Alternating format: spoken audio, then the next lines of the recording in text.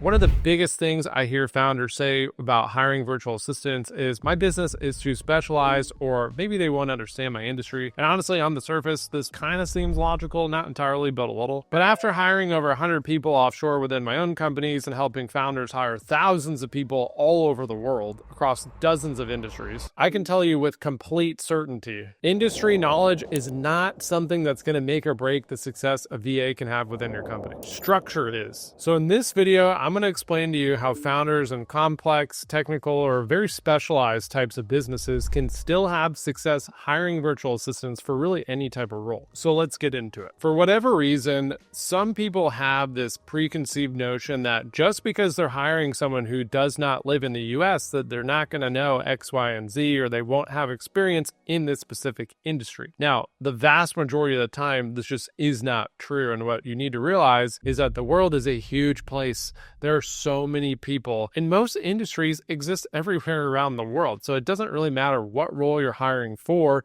or the industry that you're currently operating in, you can typically find someone for that specific role. Now, I'm saying typically because maybe someone out there has like the craziest job description ever, and it's just impossible, and I want to just throw that out there. But the vast majority of the time, you'll be fine. When you're hiring in general, it's typically helpful to hire someone that has experience in your particular industry. There's a lot of specific knowledge that they're going to pick up along the way that will be directly applicable once they get started working for you. So all things being equal, if you have one candidate with no industry experience and you have another one with a lot of it, you probably want to lean towards the one with the industry experience. You also need to look for tools and terminology familiarity, not just basic experience. You can ask for real examples of different tasks or roles that they carried out in those different industries to really test to see how in-depth their particular knowledge is. The more previous experience they have, the quicker it is to train them. They're probably going to make less mistakes, and the easier they'll be able to ramp up to productivity and start making you some money. So while it's ideal to find someone with industry experience, you don't necessarily need to do that.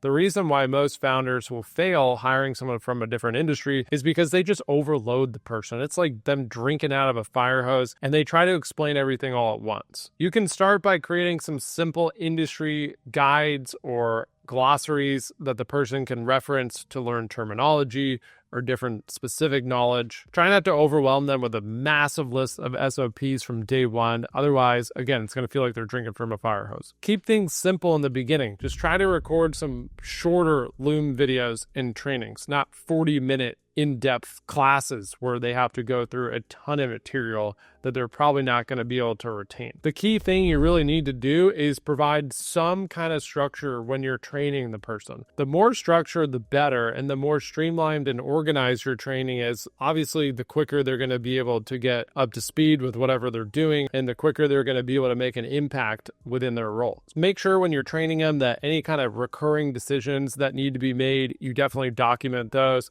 turn them into SOPs, and make them a no-brainer to make that decision if and when it arises. If certain things only exist in your head, you're going to have a hard time delegating them. So make sure to put everything on paper, put them into quick Loom videos, and again, create that structure. The next thing I want you guys to understand is that skills compound through gradual learning. You can't just have someone step into a role and just instantly know everything right away and just crush it. Once in a while, you'll get lucky, but you need to have an expectation really about like the average person that's going to come in. And the average person is going to need to ease into the role over a couple month period and really have that gradual learning experience. It's going to be much more sustainable in the long run. Sometimes people will hire a VA and they come into the role and they just blast them with all this information. And then one, they get frustrated that they don't retain it and implement it immediately. And then two, the VA as well is on the other end and they're like, dude, I can't do this. Like you're overwhelming with all this work and it's just not realistic for me to have to be able to learn this fast, and you need to chill out. And then they get into conflict and then the VA quits. But if that's happening to you, it's probably because of you, not because you're hiring incompetent people. Your expectations and timelines for how long it's going to take for this person to start doing XYZ role is not realistic, and you need to chill out. So just start with lower risk tasks. Don't start with anything complex. Start with the fundamentals and the basics and things that are kind of hard to screw up. And then from there, take baby steps. Keep it simple, stupid. Learn one thing at a time, one system at a time, implement one process at a time. And then you're going to build layers from there. And then make sure you have realistic expectations. No one's going to come in and have instant mastery and know exactly how to crush it and be able to read your mind about everything that you want done. So expect weeks of progression, or ideally several months of progression until they're trained. The next thing to understand is that real mastery in a role, it doesn't come from watching videos or reading documents. It really comes from doing. They need actual experience. And on top of that, ideally, they have some really good mentorship. So if you have anyone else within your company that's a more experienced operator or a team leader or someone that's really mastered that role, or if anything, at the bare minimum, it's just further along, make sure to pair them up with that person so they can have more frequent syncs and meetings to incorporate some best practices. It's also best not to just give random corrections here and there throughout the day, because it's not the best use of your time. It's distracting to you, and it's much better if you block off a weekly feedback meeting where you can do some training on a scheduled recurring basis. And it's good while you're training them to let them see how decisions are made and also why decisions are made. So try to over communicate whatever's going on in your head when you're making decisions, and provide a little bit of context and background as to why you're making that decision, as opposed to just showing them how to get things done. Because what we really want to do is we want to create people who can think, who can work independently of you, that don't have to come to you in order to make decisions, and they can operate completely autonomously and still make proper decisions without your involvement. You don't want to create dependence. You don't want to create people that are afraid of making a decision, either because they don't know how to, or they're afraid that you're going to get mad at them, and then they have to come to you, and then you end up becoming a bottleneck. So the point is you want to create people that can work autonomously, because when you have those people in your business, especially at scale, and you get a lot of them or teams of them working together, you're going to be so much more successful.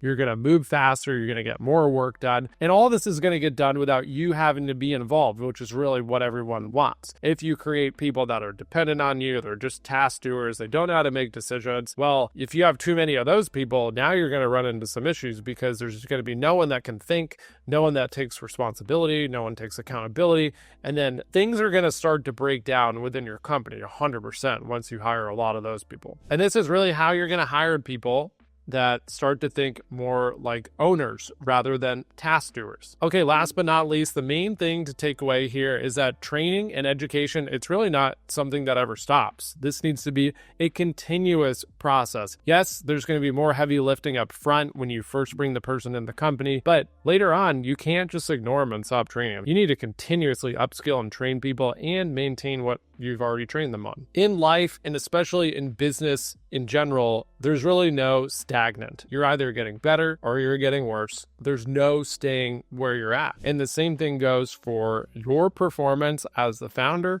and the same thing goes for everyone on your team's performance. So the point is if you're not constantly reinforcing different behaviors, different culture within your team, and really fine-tuning and sharpening everyone's skills and processes and everything that they're doing, literally all of their behaviors throughout the day within their role, then they're going to get worse. And usually what's going to happen is that it's going to happen very slowly. It's kind of like a death by 1,000 paper cuts type of scenario, where it's so gradual, the decline is so subtle that you don't even see it happening until a month goes by, 6 months goes by, and then you look back and you're like, what the happened? They were doing great, and I thought they were trained, so I stopped training them, and now they're not doing well. No, the problem is that you didn't set up systems to keep them accountable, and you didn't reinforce all the good behaviors that made them successful to begin with. So just remember, continuous education is imperative. You've got to continuously reinforce everything that you want done. It doesn't need to be at the same frequency or volume that you initially had to do when you first hired them,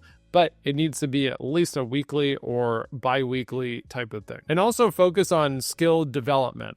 Maybe educate them on things that are going on within your industry, different trends, new AI tools that are coming out, things like that. If you follow what I'm saying right here, their performance will continue to keep going up instead of just plateauing. Follow a mindset of constant and never-ending improvement, and you'll be golden. So if this video highlighted why maybe some of your VAs or remote hires just haven't worked out in the past, I'm glad to have helped. And I'm sure that you're able to take away from this video that the reason is because the system that you set up just wasn't built right. My team and I can help you hire global talent all over the world, typically at an 80 to 90% cost saving versus a local hire. And many times people are confused about what kind of role they can hire for. They think a virtual assistant is just someone for data entry or admin work, basically very low skilled labor that is going to be cheap, and you kind of just settle for them and you plug them into some really basic work. But that's where business owners are completely wrong. That's a huge misconception, and people are really underestimating the type of talent that they can hire offshore. We source talent from Latin America, countries like Mexico, Colombia, Argentina, and Brazil, Egypt, the Philippines, and my personal favorite, South Africa, mainly because of the native English speakers and critical thinkers that we find in that particular country. My point is that you can hire for